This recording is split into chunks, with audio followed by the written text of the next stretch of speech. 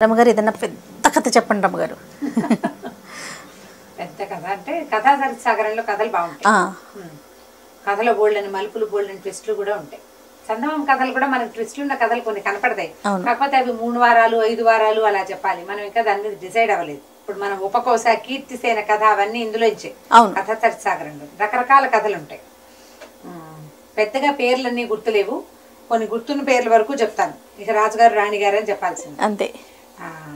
ఒక రాజుగారికి 100 మంది భార్యలు ఉన్నారట. అయితే సంతానం కలగల, సంతానం లేనప్పుడు లేదు, ఇక పిల్లలు పుట్టేలాగా లేరనుకుంటున్నాడు. ఆయనకి ఈ రాణుల్లో చివరి ఆవిడంటే చాలా ప్రీతట. 100వ నెంబర్ అంటే ఆవిడ చాలా బుద్ధిమంతురాలు. ఇప్పుడు ఓ 10 మంది పిల్లలు ఉన్నారు, ఓ పిల్లాడంటే ప్రీతి అనగానే వాడు పార్షియాలిటీ లాగా కనపడుతుంది మనకి. భార్యల్లో ఒక ఆవిడంటే ప్రీతి అంటే ఒకటి ఆవిడ అందంగా ఉండుండొచ్చు, లేదా రాజుకి నచ్చే రకపు ధోరణి ఆవిడలో ఉండుండొచ్చు. పాపం భార్యలు అంటే బయట నుంచి వస్తారు కదా, అందరూ ఎవరి దారిని వాళ్ళు ఉంటారు, ఎవరి ధోరణిలో వాళ్ళు. ఈయనకి నచ్చే ధోరణి ఏదో ఉంది, నచ్చే రకపు ధోరణి, నచ్చే రకపు మాట తీరు, సౌందర్యం. ఫలానా పెద్ద కళ్ళు, ఫలానా అదేదో ముక్కు, చంద్రబింబం లాంటి మొహం, చారెడి చెంపకి చారెడి కళ్ళు, బారెడి జడ, ఇవన్నీ ఉంటాయి ఒక్కొక్కరికి ఒక్కోటి. ఈ రాజుగారికి ఏవో ఉన్నాయి కొన్ని, ఆ ఉన్నవన్నీ ఈవిడకున్నాయి. చివరి భార్యకి ఆవిడంటే చాలా ప్రీతి. అయితే ఏమైందట, సంతానం లేదు. ఈయన ఆ స్వామీజీకి ఈ స్వామీజీ కోసం వెళ్ళేవాడు. అయితే ఏమైందట, ఒకసారి ఎక్కడో అడవికి వెళ్ళి అంటే వేటకెళ్ళి ఆయన తిరిగి వస్తుంటే ఒక ముని కనిపించాడు. నాకు సంతానం లేదు, 100 మంది భార్యలు ఉన్నారు కానీ అని చెప్పేసరికి ఆయన ఏం చేసేట, ఓ బ్రహ్మాండమైన మేకను ఒకదాన్ని ఇచ్చేట, బలంగా పుష్టిగా. ఈ మేకనిచ్చి, అబ్బాయి ఈ మేకను తీసుకెళ్ళి ఈ మేకతోటి ఒక రసకం అంటే సూప్ తయారు చేయించు, మేక సూపు. ఆ సూపుని నీ రసకము అంటారు తెలుగులో. సంస్కృతంలో ఏం పేరు ఉందో అందులో రసకం అనే ఉంది. ఆ పేరు విచిత్రంగా ఉండేసరికి అది గుర్తుందనమాట. ఎప్పుడో చదివాను, చాలా రోజులైంది. నేను ఇంకా మీరు రసకము అనేసరికి సంస్కృతం వర్డ్ అనుకున్నాను. తెలుగులో అలా అంటున్నారు. రసకం బహుశా సూప్ అవుతుందని నేను భావిస్తున్నాను. దాన్ని సూప్ చేయించి చక్కగా మంచిగా అన్ని అంటే హెర్బ్స్ అని వేసి, పుదీనాలు అవి ఇవి వేస్తారు కదా సూపులు చేయడానికి, అది వేసి నీ భార్యలకి ఇవ్వు, తప్పకుండా సంతానం కలుగుతుంది అని చెప్పాడు. ఏదో మంత్రించిన మేక. ఈయన మేకని పట్టుకొచ్చాడు. రాజుగారు మేకని తింటారా లాంటి ప్రశ్నలు లేకండి, కథలో అలా ఉంది అంతే. తింటారు రాజులు, క్షత్రియులు మాంసాహార భోజనం వాళ్ళకి నిషిద్ధం కాదు.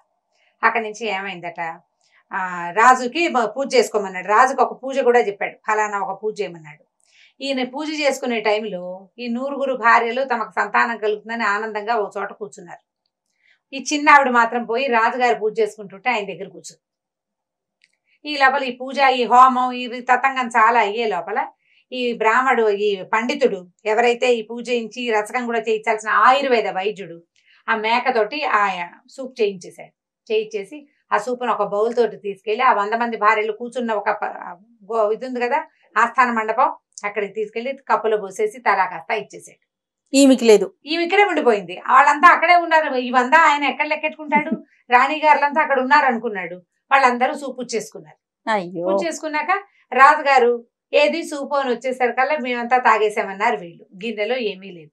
ఆఖరి రాణి గారు బిక్కమొహం వేసుకుని రాజుగారి వెనకాల నిలబడి, ఇప్పుడు ఎట్లా, అయ్యో నేను అసలు నా ఈవిడంటే పంచప్రాణాలు, ఈవిడ కోసమే సంతానం కావాలని నేను కోరుకున్నాను, ఈవిడిని వదిలిపెట్టి మిగిలిన వాళ్ళందరికీ ఇచ్చారు, వీడి దుంపల దగ్గర ఏం చేయాలా అని ఆలోచించి ఏమన్నాడు, ఆ ఆయుర్వేద వైద్యుని అడిగాడు, అయ్యా వైద్య శిఖామణి ఏమేమి మిగిల్చారంటే, ఏం మిగలలేదు ప్రభు, చర్మం తీసి అవతల వాడసం కొమ్ములు ఉన్నాయండి అన్నాడు.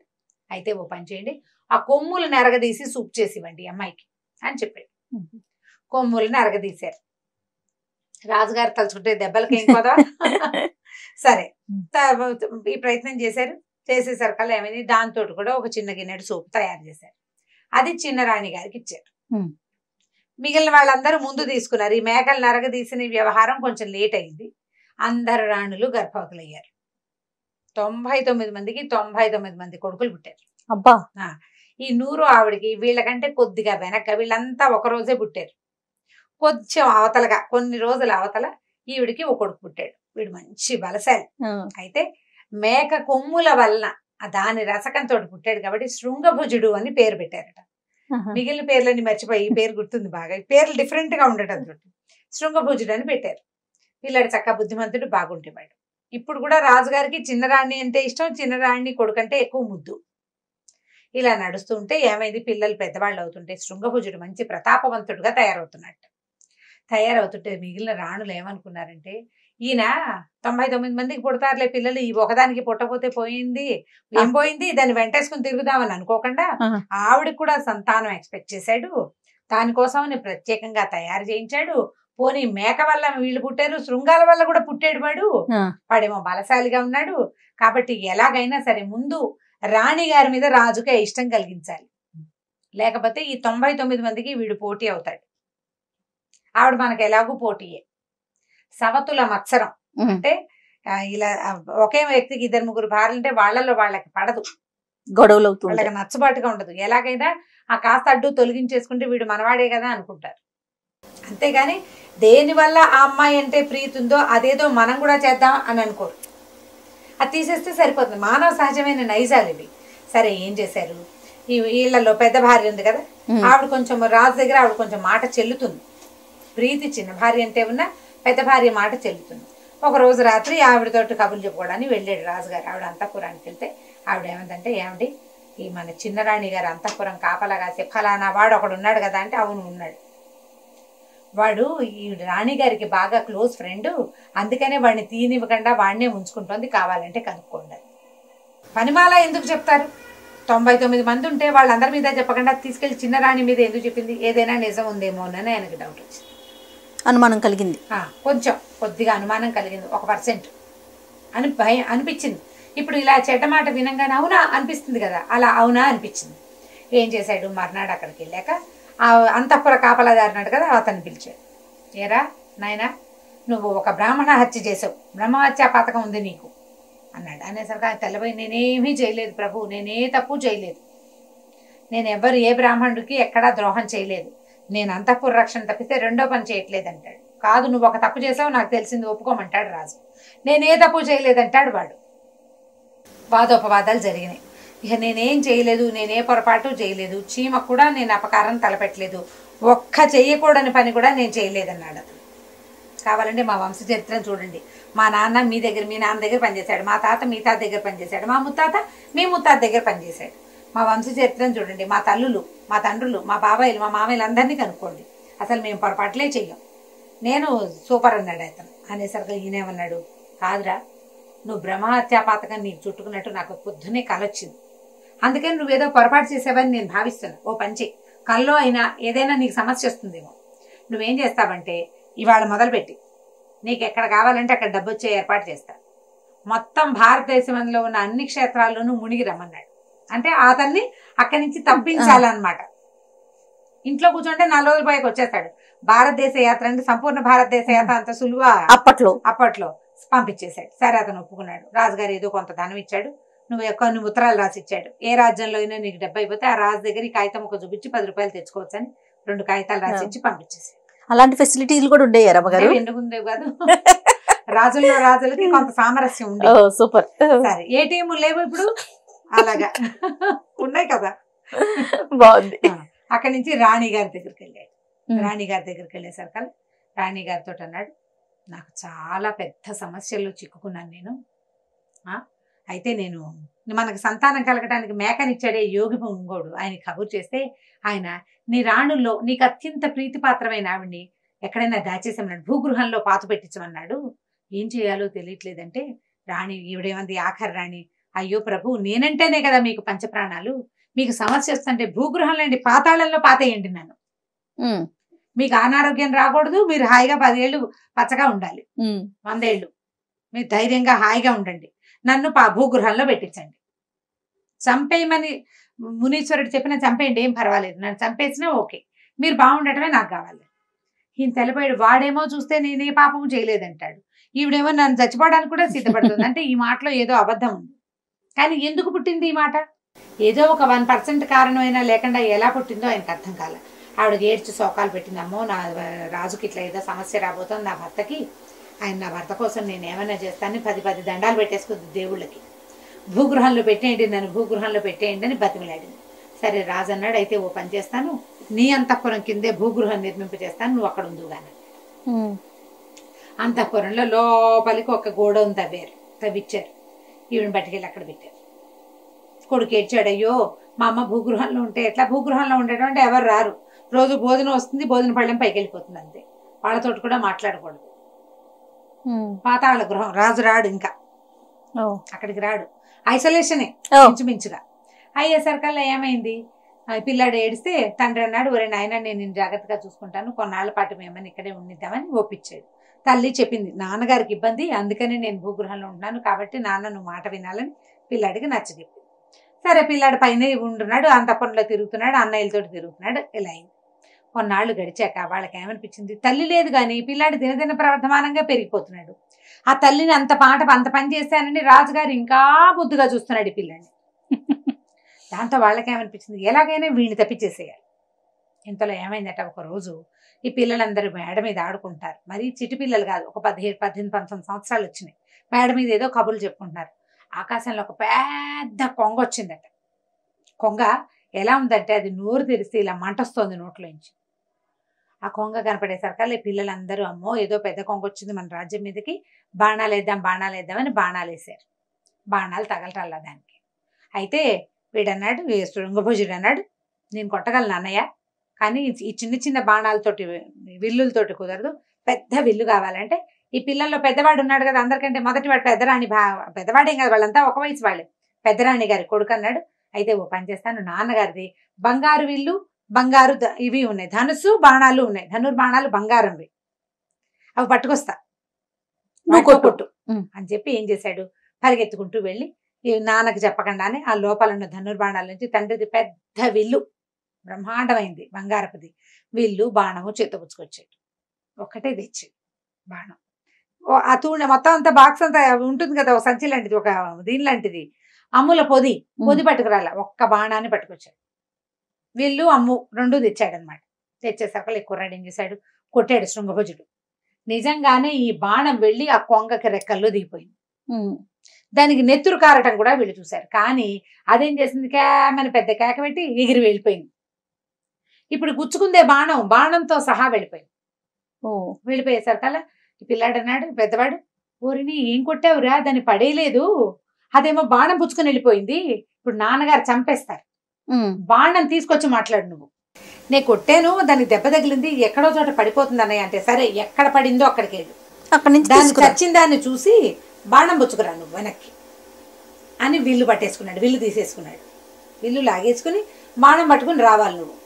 అది పెద్ద రాక్షస కొంగ, ఖచ్చితంగా ఏదో చాలా దూరంలోనే కనపడింది, చాలా దూరంలోనే పడింది, దగ్గరికి వెళ్తే వీడిని బతకనిస్తుంది అది, దాని లాంటివి ఇంకా ఎన్నున్నాయో అక్కడ, కాబట్టి వీడి పీడ విరగడైపోతుందని వీళ్ళ అన్నదమ్ములందరూ ఆలోచించుకుని వీడిని నువ్వు వెళ్ళి పట్టుకురా అని తరిమేశారు. కుర్రాడు ఏం చేస్తాడు, మరి ఏం చేస్తాడు, నాన్నది తను తీయకూడదు, వీడు తెచ్చిచ్చాడు, పర్మిషన్ అడిగి చెయ్యాలి, పర్మిషన్ అడగలేదు, కాబట్టి బాణం తేవాల్సిందే, పైగా నేను కొట్టాను ఒక కొంగని, అది చచ్చిందో లేదో నేను చూడాలి కదా అని అనుకుని సరే ఏం చేశాడు, దిగి నడుచుకుంటూ పోయాడు.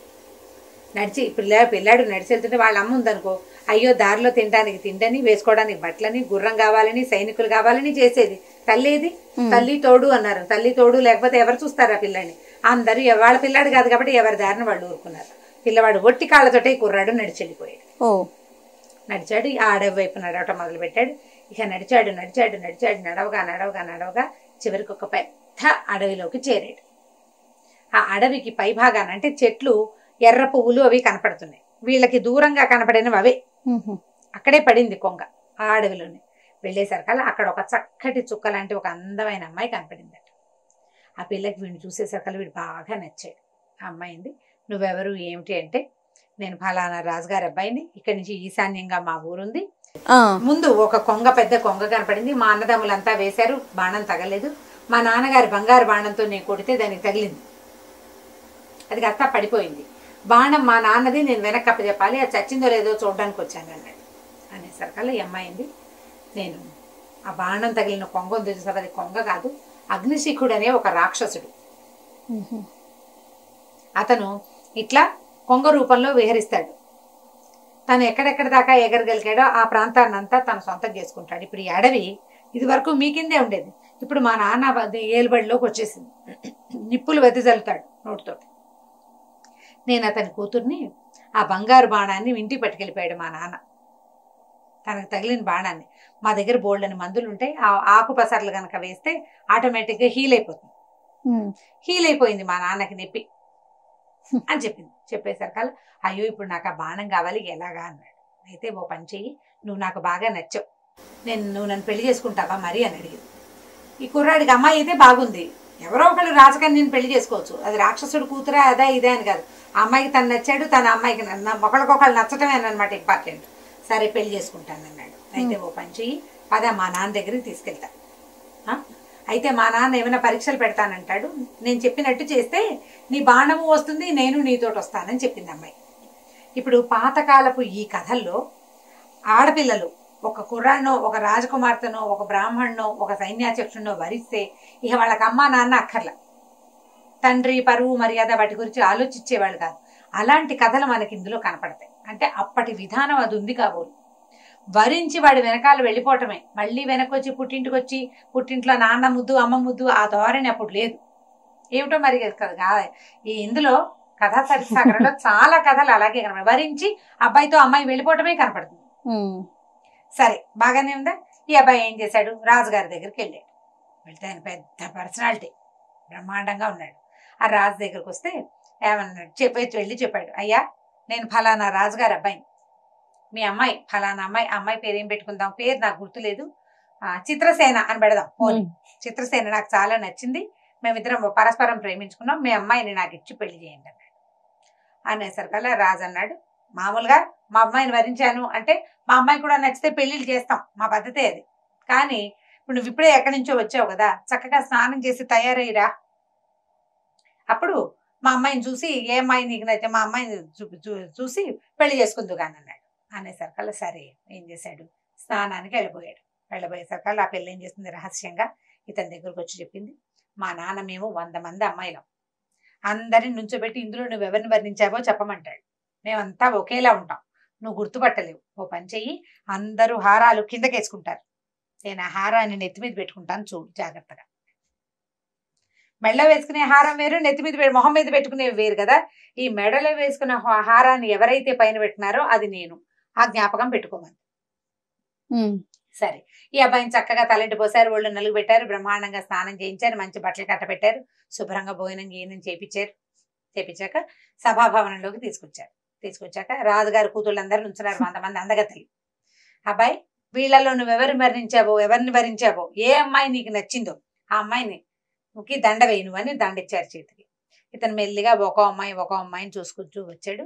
ఏ బిల్ల అయితే ఈ మెడలో వేసుకోవాల్సిన హారాన్ని మొహం మీద పెట్టుకుందో నెత్తి మీద దండేసాడు, ఇక్కడ పెట్టుకుంది అనమాట, నుదుటి మీద పెట్టుకుంది ఆభరణంగా. ఆ అమ్మాయి మెడలో దండేసేసరికి అందరు చప్పట్లు కూడా గుర్తుపట్టాడు ఈ అబ్బాయి చిత్రసేనని గుర్తుపట్టాడు అన్నారు. అనేసరికి గెలిచినట్టే కదా. అక్కడి నుంచి ఏమైంది, రాజుగారు అన్నాడు, ఈ అగ్నిశీకుడు బాగుంది కానీ మేము రాక్షసులం కదా, మాకు చాలా పరీక్షలు ఉంటాయి, ఓ పని చెయ్యి, మరి ఇక్కడి నుంచి దూరంగా ఫలానా ఒక పొలం చూపిస్తాను, అక్కడ నువ్వులు చేసిన నువ్వులు కనపడతాయి, పొలం అంతా చల్లేసి రా నువ్వు అన్నాడు. అది చాలా పెద్ద పొలం, ఒక్క మనిషి నువ్వులు చల్లటం అయ్యే పని కాదు. అక్కడి నుంచి అమ్మాయి సరే ఇతను ఏం చేశాడు, రథం వేసుకుని ఆ పొలం దగ్గరికి అక్కడికి వెళ్ళేసరికి అక్కడ చేసి పెట్టిన నువ్వులు అంటే ఎంత ఉన్నాయో తెలుసా, అవి 2 కళ్ళు పట్టదు ఆ రాసి చూడటానికి, ఏవో అంత పెద్ద రాసి నువ్వులు, అంత పెద్ద పొలం. ఈ అమ్మాయి ఏం చేసింది, ఆ పిల్లని తలుచుకున్నాడు, ఇప్పుడు ఏం చేయాలి, ఏమీ చేయక్కర్లేదు నేను చేస్తానుగా ఉండని. ఆ అమ్మాయి విసినకర్ర చేతితో ఇట్లా విసురుకునే విసినకర్ర ఉంటుంది అమ్మాయి దగ్గర, దాన్ని ఇట్లా తీసి విసినకర్ర షేప్ లో చేసుకోవచ్చు, ఒక చిన్న పుల్లల్లే ఉంటుంది, ఎప్పుడు కావాలంటే అప్పుడు ఓపెన్ చేసుకుని ఏం చేసింది, ఇట్లా నువ్వుల రాసిని విసిరంగానే మొత్తం నువ్వులన్నీ ఎగిరిపోయి పొలంలో సెట్ అయిపోయింది, రాసి లేదు. సాయంకాలం అవ్వగానే ఇద్దరు కబుర్లు చెప్పుకున్నారు సాయంత్రం దాకా. సాయంత్రం అవ్వగానే రాజకుమారుడు వెళ్ళాడు, శృంగభుజుడు వెళ్ళి నేను నువ్వులు చల్లేశానన్నాడు. ఈయన అగ్నిశీకుడు ఆలోచించి చూస్తే నువ్వులు చల్లబడే ఉన్నాయి. అయితే ఏమన్నాడు, నువ్వు చల్లేసావా, నువ్వు వెళ్ళిపోయాక మధ్యాహ్నం నాకు తట్టింది, ఆ నువ్వులు చల్లద్దు, మేము నూనె తీయించుకుంటాం, నువ్వులని పోగు చేసుకురా అన్నాడు. పొలంలో వేసిన నువ్వులు పోగు చేయాలి, మనుషుల వల్ల అవుతుందా, అవదు. సరే ఏం చేశాడు కుర్రాడు, మళ్ళీ అమ్మాయి ఏం చేస్తుంది, నీకేం బెంగలేదు, నీ దారి నువ్వు కూర్చొని నేను చేస్తా. కానీ ఏం చేస్తుంటే కొన్ని లక్షల చీమల్ని సృష్టించింది మంత్రశక్తితోటి. చీమలన్నీ తలా 1,00,000 చీమలు 1,00,000 గింజల్ని పట్టుకొచ్చి రాశిగా పెట్టేసింది. అయిపోయింది. మళ్ళీ రాసి వచ్చేసింది. నువ్వులు రాసిని చూసేసరికల్లా వీడిని వదిలించుకోలేకపోతున్నా అని అర్థమైంది అగ్నిశిఖుడికి. ఏం చేశాడు, అయ్యా ఇప్పుడు నేను అగ్నిశిఖుడిని కదా, మా అన్నయ్య నాడు ధూమశిఖుడు, చాలా దూరంలో ఒక దేవాలయం ఉంది, నువ్వు రథం వేసుకుని పొద్దు నుంచి సాయంత్రం దాకా వెళ్ళాలి. అక్కడికి వెళ్ళి మా అన్నయ్యని పెళ్లికి పిలుస్తున్నానని చెప్పని శుభలేఖ ఇచ్చాడు. నిన్ను మా అమ్మాయిని నీకు ఇచ్చి పెళ్లి చేస్తున్నట్టుగా రాసిన శుభలేఖ. ఈ శుభలేఖని స్వయంగా పెళ్లి కొడుకే వచ్చి నాకు ఇవ్వాలని మా అన్నయ్య కోరుకున్నాడు. పెద్దవాడు, ఆయన కోరిక నేను మన్నించాలి. పొద్దు నుంచి సాయంత్రం దాకా ప్రయాణం చేస్తేనే నువ్వు అక్కడికి చేరుతావు. ఇది పట్టుకెళ్ళి శుభలేఖ ఇవ్వమన్నాడు. శుభలేఖ ఇచ్చి రావటమే కదా, సరే శుభలేఖ పుచ్చుకుని బయలుదేరితే ఈ అమ్మాయి ఏం చేసింది, ఒక 4 వస్తువులు ఇతని చేతులు పెట్టింది. ఏమేమి పెట్టిందంటే రథం మీద ఓ మట్టిగడ్డ, ఓ చిన్న అంత ముంతతోటి నీళ్లు, ఓ ముళ్ళకంప, అక్కడి నుంచి ఒక చిన్న నిప్పు రాజేసే ఒక సాధనం. ఈ 4 ఇచ్చి నువ్వు ఒక పని చెయ్యి, అక్కడికి వెళ్ళిపో. వెళ్ళాక అక్కడున్న ఒక దేవాలయంలో మా పెద్దనాన్న ఉంటాడు, అంత చక్కగా చూసాక మా పెద్దనాన్నకి శుభలేఖ ఇవ్వు. ఖచ్చితంగా నీ వెనకాల వస్తాడు. వెనక్కి తిరిగి చూసుకుంటూ ఉండు వస్తున్నాడా రావట్లేదని. వచ్చినప్పుడు మొదటిసారి వచ్చినప్పుడు మట్టిగడ్డ వేసి, రెండోసారి వచ్చినప్పుడు నీళ్లు పోసేసి, మూడోసారి వచ్చినప్పుడు ముళ్ళ కంచెలు వేసేసి, 4వసారి నిప్పు అంటించి పడి వెనక్కి తిరిగి చూసుకుంటూ ఉండు వస్తున్నాడా రావట్లేదా అని చెప్పింది. ఈ 4 చిన్న చిన్న వస్తువులే కదా రథం మీద పెట్టుకున్నాడు. రథం తోలుకుంటూ పోయాడు. అక్కడే వెళ్తే ఏమైంది, ఇదంతా ఎంత దూరమో వెళ్ళగా పెద్ద దేవాలయం కనపడి మధ్యలో శివాలయం, శివుడు, పార్వతి. అంటే శివాలయానికి ఒక పక్కన అమ్మవారు ఉంది, ఇంకో పక్కనేమో వినాయకుడు ఉన్నాడు. అక్కడి నుంచి 2 పెద్ద నెమళ్ళు ఉన్నాయి. ఆ మెట్లు ఎక్కుతూ ఉంటే దేవాలయం మెట్లు పెద్ద నెమళ్ళ విగ్రహాలు ఉన్నాయి. పైకి ఎక్కితే ఏనుగుల విగ్రహాలు ఉన్నాయి. పార్వతీదేవి చక్కగా అలంకరించి ఉంది. వినాయకుడు, ఎలుక మీద కూర్చున్న వినాయకుడు విగ్రహం కనపడింది. చూసి దాని చోట్ల దండం పెట్టుకున్నాడు. ఈ నెమళ్ళ విగ్రహాలని, ఏనుగుల విగ్రహాలని విచిత్రంగా అతను చూస్తూ అటు ఇటు తిరుగుతుండగానే ఈ ధూమశిఖుడు వచ్చాడు బయటికి. వాడు ఇంకా పెద్ద రాక్షసుడు, అగ్నిశిఖుడు అన్నయ్య. ఏమిటి, ఎవరు నువ్వు, ఎందుకు వచ్చావన్నాడు. నేను మీ తమ్ముడు అగ్నిశిఖుడు కూతురైనటువంటి చిత్రసేనని పెళ్లి చేసుకోబోతున్నాను, మీకు శుభలేఖ ఇచ్చి రమ్మన్నాడు, స్వయంగా ఆహ్వానించి రమ్మన్నాడు మీ తమ్ముడు, ఇదిగోండని శుభలేఖ చేతిలో పెట్టాడు. శుభలేఖ తెరిచి చూసుకున్నాడు ఈయన. శుభలేఖలో ఏముంది, వెంటనే ఇక ఆగలేదు ఈ అబ్బాయి. ఈయన శుభలేఖ తెరిచే లోపల ఈ కుర్రాడికి అమ్మాయి చెప్పింది ముందే, మా పెద్దనాన్న చేతిలో శుభలేఖ పెట్టిన మరుక్షణం నువ్వు గుర్రం ఎక్కేసేయాలి, రథం ఎక్కేసేయాలి. పరిగెత్తుకుంటూ వెళ్ళి రథం ఎక్కేసాడు. రథం ఎక్కి రథం తోలుకుంటూ బయలుదేరాడు. ఈయన శుభలేఖ తెరిచి చూసుకున్నాక ఈ వచ్చిన శుభలేఖ పట్టుకొచ్చిన కుర్రాన్ని చంపేయమని కింద రాక్షస భాషలో రాయబడి ఉంది. ఓహో. ఆ ధూమశిఖుడు ఏం చేశాడు, పరిగెత్తుకుంటూ వచ్చాడు ఈ కుర్రాన్ని పట్టుకోవటానికి. ఈ కుర్రాడు రథం తోలుతున్నాడు, వెనక్కి తిరిగి చూస్తున్నాడు కదా. చూస్తుంటే ఈయన కనపడంగానే ఏం చేశాడు, ముందు మట్టి గడ్డని విసిరేసాడు. విసిరేసేసరికి అది పెద్ద పర్వతం అయిపోయింది, పెద్ద ఎత్తు గుట్ట అయిపోయింది. ఈ ధూమశిఖుడు అట్లా ఎలాగోలాగా ఎక్కి మొత్తానికి ఆ గుట్ట దాటి మళ్ళీ వచ్చి పరిగెత్తుకొచ్చేస్తున్నాడు. వస్తుంటే ఈసారి ఏం చేశాడు, ఒక చిన్న ముంత ఇచ్చింది కదా నీళ్లు, ఈ నీళ్ల ముంత విసిరేశాడు వెనక్కి. కుర్రాడు శృంగభుజుడు రాజకుమారుడు విసిరేసేసరికల్లా ఏమైంది, ఇది పెద్ద నదిలాగా అయిపోయింది. ఆ నీళ్ళన్నీ దాటుకుంటూ చచ్చి చెడి వచ్చాడు ఈ ధూమశిఖుడు. వచ్చేసరికల్లా ఈసారి ఏం చేశాడు, ముళ్ళకంచి ఇచ్చింది కదా అంత ముళ్ళకంప, ఆ కంపనెత్తి విసిరేస్తే అది పెద్ద అడవి అయిపోయింది. మంత్రశక్తి అనమాట. వీడు ఈ అడవి దాటి వచ్చే లోపల ఈ కుర్రాడు ఏం చేశాడు, వస్తున్నట్టు గమనించుకుని ఈ అగ్గి ముట్టించి వెనక్కి విసిరేసేసరికల్లా నిప్పంటుకుపోయింది. నిప్పంటేసింది, అంటుకుపోయి మొత్తం కాలిపోయింది. అందులో ఈ ధూమశిఖుడు కూడా ధూమంగా కలిసిపోయాడు. ధూమశిఖుడు అంటే పొగ, ఆ పొగలో కలిసిపోయాడు. ఇంకా అతను రాల. ఇతను పరిగెత్తుకుంటూ వచ్చేసాడు వెనక్కి. వచ్చేసాక వచ్చిన కుర్రాన్ని చూసి అగ్నిశిఖుడు ఆశ్చర్యపడి, ఎలా వచ్చావు నువ్వంటే, అదేమిటి రథం మీద వెళ్ళాను, రథం మీద వచ్చా, ఇదిగో నువ్వు ఇచ్చిన రథం. అయితే నువ్వు నిజంగా వెళ్ళావని. నిజంగా వెళ్ళాను. అక్కడ ఒక పెద్ద దేవాలయం ఉంది, కింద 2 నెమళ్ళ విగ్రహాలు ఉన్నాయి, మెట్లు ఎక్కాక 2 ఏనుగుల విగ్రహాలు ఉన్నాయి, మధ్యలో శివాలయం ఉంది, పక్కన అమ్మవారు ఉంది, రెండో పక్కన విఘ్నేశ్వరుడు ఉన్నాడు. చూసినట్టుగా చెప్పాడు. అమ్మవారికి ఏమో అలంకారం ఉంది, వీడికేమో వినాయకుడేమో చక్కగా ఎలుకనెక్కి కూర్చుని ఉన్నాడు, పువ్వులు అవి అలంకరించి ఉన్నాయంటే ఆ దేవాలయం నరమానవుడు కళ్ళ చూసేది కాదు, ధూమశిఖుడి మాయతోటి ఏర్పడింది. అంటే వీడు నిజంగానే చూసొచ్చాడు. ధూమశిఖుడు ఏమయ్యాడు, ధూమంలో కలిసిపోయాడు. దాంతో ఏమనుకున్నాడు, రేపొద్దున పెళ్లి చేస్తాను ఉండమన్నాడు. ఇది అమ్మాయి ఏం చేసింది, అర్ధరాత్రి వచ్చి మా నాన్న పెళ్లికి వెళ్ళి ఏం చేయడు, నేను చంపడానికే ప్రయత్నం చేస్తున్నాడు, బంగారు బాణం మా నాన్న లోపల దాచుకున్నాడు, బాణం పుచ్చుకుని వచ్చేస్తాను, మన ఇద్దరం కలిసి వెళ్ళిపోదాం పదా అని చెప్పేసి ఏం చేసింది, ఆ బంగారు బాణం చేత్తో పుచ్చుకొని ఈ కుర్రాన్ని తీసుకుని బయటికి పరిగెత్తుకుంటూ వచ్చేసింది. వచ్చేసేసరికల్లా ఏమైంది, తెల్లవారుజామున ఈ అబ్బాయిని చంపుదాం అనుకున్నారు వాళ్ళు. రాక్షసులు వాళ్ళ పిల్లని వీడికి ఇవ్వడం ఇష్టం లేదు. తెల్లవారిపోయిన తర్వాత చూసుకుంటే కుర్రాడు లేడు, అమ్మాయి లేదు. దాంతో ఈ అబ్బాయి వెనకాల పడాలని అగ్నిశిఖుడు ఏం చేశాడు, మళ్ళీ యథారూపం కొంగ రూపం ధరించి పరిగెత్తుకుంటూ వచ్చాడు. కానీ ఇతను రాక్షసుడు కదా, జనరల్ గా ఏం చెప్తారంటే రాక్షసులకి చిన్న మందబుద్ధి ఉంటుందని చెప్తారు. ఇవి వచ్చేసరికల్లా ఈ అమ్మాయి వాళ్ళ నాన్న రెక్కల అల్లార్చిన శబ్దం వినపడేసరికల్లా అమ్మాయి ఏం చేసింది, నువ్వు మాట్లాడకుండా ఇక్కడే ఉండని తన ఒక కట్టెలు కొట్టేవాడి రూపం ధరించి చెట్టు కొడుతుంటే సరే ఈ కొంగ అక్కడ ఆగి మానవ భాషలో ఈ అబ్బాయిని అడిగింది, కట్టెలు కొట్టేవాడిని అడిగింది, అబ్బాయి ఒక అబ్బాయి బంగారు బాణం చేత్తో పుచ్చుకుని ఇటు వెళ్ళారా అని. వెళ్ళేసరికల్లా వెళ్ళారు, అయితే వెళ్ళారు, నాకేమో ఏం చెప్పారంటే రాజు అగ్నిశిఖుడు చనిపోయాడు కదా, ఆయన్ని తగలేయడానికి ఆయన్ని దహనం చేయడానికి కట్టెలు కావాలన్నారు, కట్టెలు మోపు తీసుకుంటాము, ఇక్కడే ఉండము, ఇక్కడ కొట్టి ఇక్కడే పెట్టమన్నారంటే అగ్నిశిఖుడు తలబడి ఇదేమిటి నేను చచ్చిపోయినా, నేను ఎలా చచ్చిపోయాను అని చెప్పి ఏం చేశాడు, ఆ కట్టెలు కొట్టేవాడిని అక్కడే వదిలిపెట్టి పరిగెత్తుకుంటూ వెనకెళ్ళి ఇంటికి వెళ్ళి అడిగాడు, ఒరే నేను చచ్చిపోయానా, చచ్చిపోవటం ఏమిటి ప్రభు మీరు ఉన్నారు కదా అన్నారు. అనగానే ఓహో వీడు నన్ను మోసం చేశాడు ఎవడోనని మళ్ళీ ఎగురుకుంటూ వచ్చేసాడు కొంగలాగా. ఈ అమ్మాయి వెంటనే రూపం మార్చుకుని భర్తను తీసుకుని ఇంకా ముందుకెళ్ళిపోయింది, కుర్రాన్ని తీసుకుని ఇంకా బాగా ముందుకెళ్ళిపోయిన తర్వాత మళ్ళీ అగ్నిశిఖుడికి దొరికారు. ఈసారి ఏం చేసింది, ఈ అబ్బాయిని ఒక గాడిదలాగా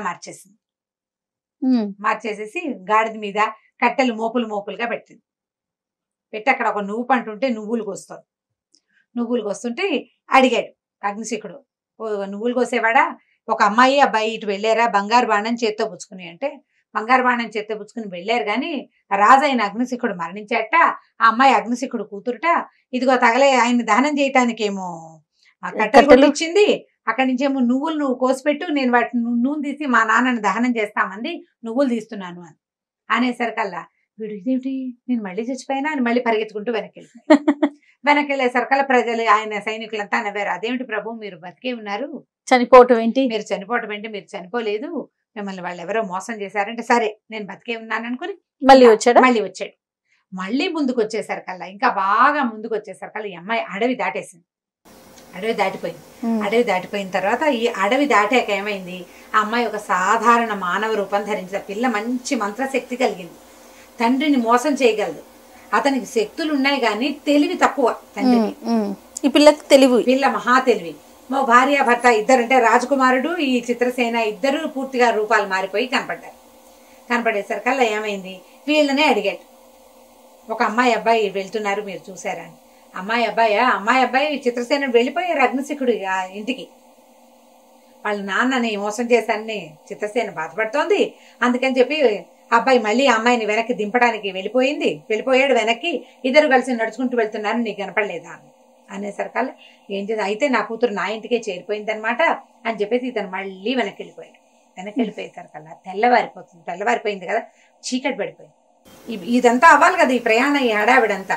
ఈ ఇంటికి వెళ్ళేసరికల్లా అందరూ సైనికులు నవ్వారు, ఈసారి మీరు బతికే ఉన్నారు ప్రభు అనేసరికల్లా నేను బతికుండటం కాదురా, నా కూతురు ఆ కూతురుని తీసుకెళ్లిపోయిన మానవుడు ఇద్దరు తిరిగి వచ్చారంటే రాలా మోసపోయానని తెలిసాక ఏమనిపించిందంటే అతనికి, ఇక వీళ్ళని నేను పట్టుకోలేను, తన కూతురు ప్రతిభ ఇదని అనుకోవటంలా అతను మానవుడి ప్రతిభ అనుకుంటున్నాడు, వాడు ఎవడో మానవతమైన శక్తి ఉంది వాడికి అని చెప్పేసి ఇంకా ఆయన మళ్ళీ వెళ్తే ఎన్నిసార్లు నేను వెనక్కి తిరిగి రావాలి, నాకు ఓపిక అయిపోయింది, ఈ పక్షిలాగా ఎగిరెగిరి వెళ్తున్నాడు కదా, అంతకుముందు రోజుకు ఒకసారి ఎగిరేవాడు, ఇప్పుడు 3 ట్రిప్పులు అయింది, ఊరుకున్నాడు. ఇంకా ఈ అమ్మాయి ఏం చేసింది, అబ్బుకన అతని రాజ్యానికి తీసుకెళ్ళిపోయింది.